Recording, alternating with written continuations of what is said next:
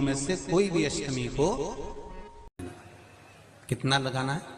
बीच वाला जो पत्ता है उस पर पीला चंदन। जब आपको लगे कि मेरा जीवन बहुत कष्टमय है, अब ये रोग, अब ये कष्ट दूर ही नहीं हो रहा, अब ये आए दिन तकलीफ पर तकलीफ बढ़ती जा रही है, आए दिन रोग बीमारी, पैसा घर में बच नहीं रहा, बहुत कष्टमय जीवन है, इसमें लगाओ पीला चंदन बेलपत्री की बीज पत्ती पर। महाराज, और बीज पत्ती पर जब चंदन लग जाए, लगने के बाद में ये दोनों पत्ती पर लाल चंदन लगा लीजिए। इन दोनों पत्ती के बीच में जो डंडी का भाग होता है, पत्ती से लेकर जो दो पत्तियां होती हैं, इनके बीच में जो जगह बचती है, इसमें मां पार्वती के 64 योगनियां, मां पार्वती अपनी पूर्ण सिद्धि के साथ में जितनी भी देवी के स्वरूप हैं, वो माता 64 योगनियां देवी के स्वरूप में यहां पर विराजमान होती हैं। दो पत्ती के नीचे से जो डंडी होती है नीचे तक, ये पूरी डंडी में 33 कोटि देवी देवताओं विराजमान होते हैं इस पूरी डंडी के अंदर। तो ये बीच वाली पत्ती है, ये जो बीच वाली पत्ती का जो भाग होता है, इस पत्ती के भाग में शहद का प्रयोग कर कर, यहां पीला चंदन, लाल चंदन, लाल चंदन, शहद का प्रयोग कर कर, इसी तरह से पकड़कर ये बेलपत्री की जो डंडी है वो अशोक सुंदरी पर जब आप समर्पित करें, तो जहां से जल बहता है उस ओर पर इस पत्ती को चढ़ाकर केवल आपके हृदय की बात कहकर देवाधिदेव महादेव से कोई भी शिव जी का मंत्र, पंचाक्षर नमः शिवाय, षडाक्षर ओम नमः शिवाय, श्री शिवाय नमस्तुभ्यम, या महामृत्युंजय मंत्र, जो शिव का मंत्र हो आपके पास में, उसको बोलते हुए देवाधिदेव महादेव को धीरे धीरे जल की धार चढ़ाना प्रारंभ करो। जल की धार जब पूर्ण होने लगे, उसमें थोड़ा जल बचे, तब अशोक सुंदरी पर जो तुमने बेलपत्र चढ़ाई है वहां उस जलधार को चढ़ाए। ये प्रयोग आपको केवल सोमवार की अष्टमी पढ़ने पर ही करना है। कौन से दिन करेंगे? जम के बोलिए जरा। सोमवार की अष्टमी पढ़ने। और धतूरे का फूल,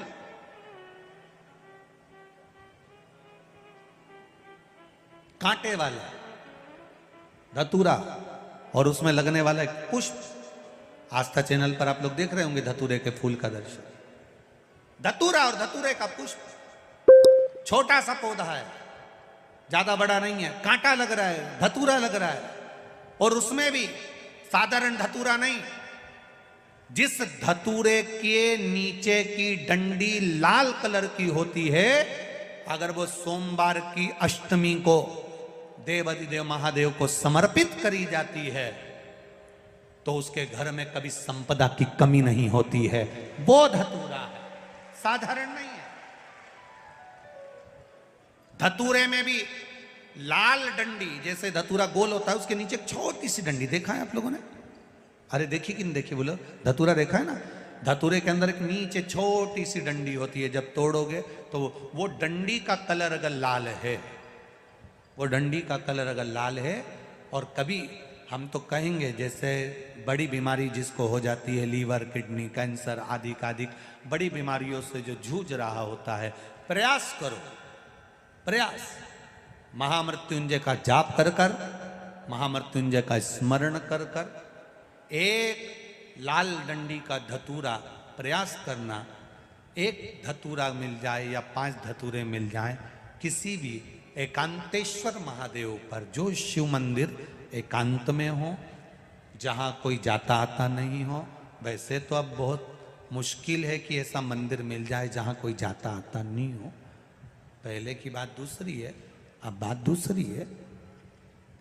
फिर भी कहीं आप रोड पे से निकल रहे हो, एकांतेश्वर महादेव अगर आपका दिख जाए, बहुत बीमारियों से ग्रसित हो, तो भी महामृत्युंजय जाप का स्मरण कर कर, या किसी विद्वत ब्राह्मण जन से महामृत्युंजय मंत्र का जाप कराकर, या भगवान शिव के मंत्र का जाप स्वयं कर कर, वो भी ना बने तो पंचाक्षर मंत्र नमः शिवाय, षडाक्षर मंत्र ओम नमः शिवाय, या श्री शिवाय नमस्तुभ्यम जप कर वो लाल डंडी का धतूरा 5 एकांतेश्वर महादेव को आप समर्पित कर सकते हो। रोग थम जाएगा, जो दवाई खाओगे वो शरीर को लगना प्रारंभ हो जाएगी और आप स्वस्थ होने वाली थी सावन की पहली, और मालूम पड़ा कि वो कथा छत्तीसगढ़ की पवित्र धरा पर है।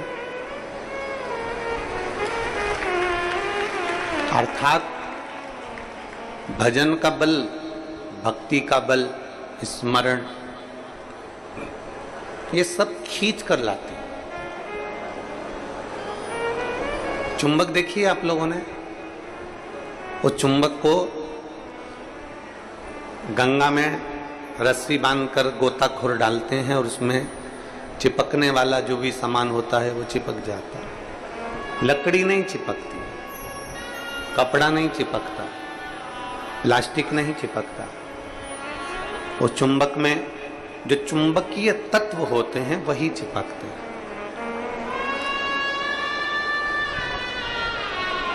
हम तो ये मानते हैं कि सावन के महीने में भी भोलेनाथ एक, जैसे लोग गंगा जी में चुंबक फेंकते हैं और उसमें जो चिपक गया वो चिपक गया, उसी तरह भोलेनाथ भी सावन के महीने में शिव महापुराण रूपी चुंबक को डालकर हिलाते रहते हैं। किसके भाग्य में है और कितने लोग चिपक सकते हैं ये उसी को मालूम है।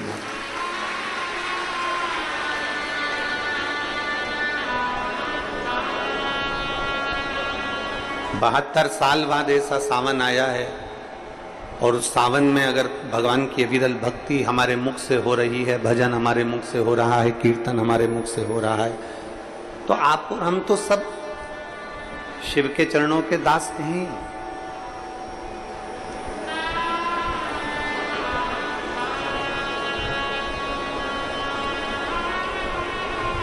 कहते हैं, शिव महापुराण की कथा कहती है, नौकरी ऐसी होना चाहिए, सर्विस ऐसी होना चाहिए जहां जाने का मन करे। ऑफिस में तुम बैठते हो और दिन भर क्लेश मचे, फाइल तुम पढ़ते हो और फाइल उठाते से तुम्हारे को मानसिक टेंशन आ जाए, जरा जरा सी बात में चिंता खड़ी हो जाए, तो वो ऑफिस जाने का मन नहीं करता, नौकरी पर जाने का मन नहीं करता। नौकरी ऐसी हो जहां जाने का मन करे, और घर ऐसा हो जहां वापिस आने का मन करे। तो समझ, घर में अगर क्लेश हो रहा है, बहुत अशांति हो रही है, बहुत लड़ाई हो रही है, बहुत विवाद हो रहा है,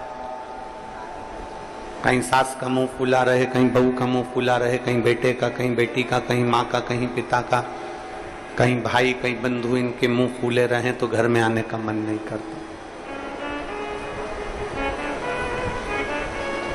पत्नी का दिन भर मुंह फूला रहेगा तो पति का घर आने का मन नहीं करेगा। माँ बाप का अगर मुंह फूला रहेगा तो बच्चों का घर आने का मन नहीं करेगा। नौकरी ऐसी हो जहां जाने का मन करे, मन करे आपका कि मुझे बड़े उत्साह से जाने हैं। एक प्रश्न आपसे पूछते हैं, उम्मीद है कि आप लोग उत्तर अच्छा देंगे। हमने भी पढ़ाई करी, आपने भी पढ़ाई करी, हमने भी विद्याध्ययन करा, आपने भी विद्याध्ययन करा। जब स्कूल में पढ़ते थे, मैथ का सब्जेक्ट आता या साइंस का आता, इंग्लिश का आता, कोई सब्जेक्ट जब सामने आता तो कोई टीचर इतना अच्छा होता था कि उसके सब्जेक्ट में भले मन ना लगे पर उसके सब्जेक्ट में बैठने का मन जरूर करता था। बोलो सही है कि गलत? बोलो सही है कि गलत? और कोई टीचर ऐसा होता था कि उसके सब्जेक्ट में जाने का मन नहीं करता था।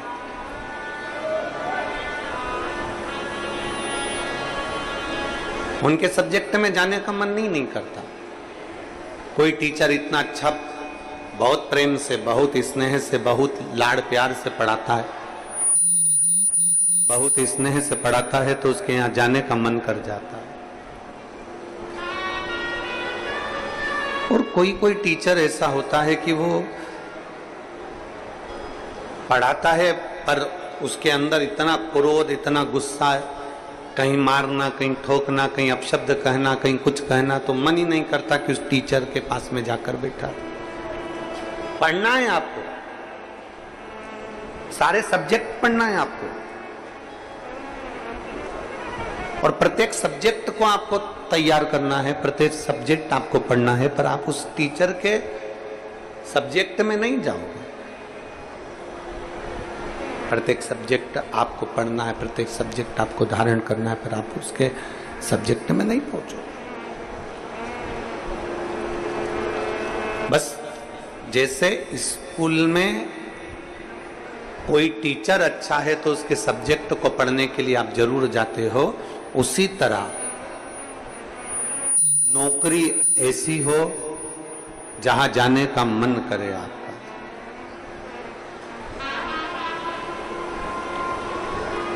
नौकरी ऐसी होना चाहिए जहां तुम्हारा जाने का मन करे, जहां तुम्हारा बार बार मन करे, 5 भी बज जाए ना तो भी मन करे कि थोड़ा आधे घंटे और काम कर लूं, 1 घंटे और काम कर लूं, 15-20 मिनट और काम कर लूं। नौकरी अगर अच्छी है तो तुम्हारा जाने का मन बड़ा करेगा और वहां बैठने का भी मन करेगा। तो शास्त्र कहता है कि नौकरी ऐसी हो जहां तुम्हारा जाने का मन करे, और घर ऐसा हो जहां पर सब प्रेम से रहते हो, तो नौकरी से और दुकान से घर आने का मन करे, तो समझ लो कि तुम्हारा घर श्रेष्ठ है। तो समझिए कि उसमें तुम्हारी श्रेष्ठता है।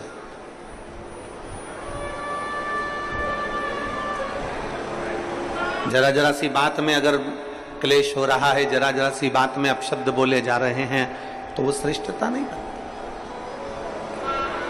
लोरमी वालों ने भी बहुत व्यवस्था कर रखी थी, परंतु कीचड़ इतना है, मिट्टी काली है, पानी पड़ा हुआ है, इसलिए प्रशासन भी उस चीज को हाँ नहीं भर पाया, क्योंकि उनको दिखता है कि इतना लाखों में। अब आप देखिए कि 3 पंडाल बड़े बड़े डूम भरे पड़े हुए हैं, उधर भी बाहर भक्त हैं, उधर भी बाहर भक्त हैं, और इधर देखोगे तो चारों तरफ बाहर पूरे के पूरे भक्त भरे पड़े हुए हैं।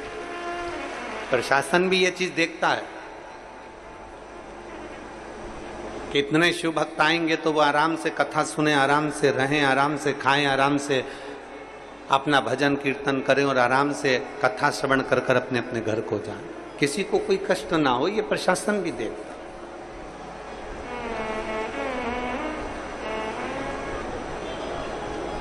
21,600 श्वास में से 21,600 श्वास जो चल रही है, उसमें से जितनी श्वास हम परमात्मा को दे सकते हैं उतना दीजिए। हम जितना भजन कर सकते हैं उतना भजन करें, हम जितना स्मरण कर सकते हैं उतना स्मरण करें। और तेरी कृपा बिना न हिले एक भी अणु, लेते हैं श्वास तेरी कृपा से तनु तनु। हे गंगाधार मुक्ति द्वार ओंकार तू, बोले ओंकार तू। आयो शरण तेरी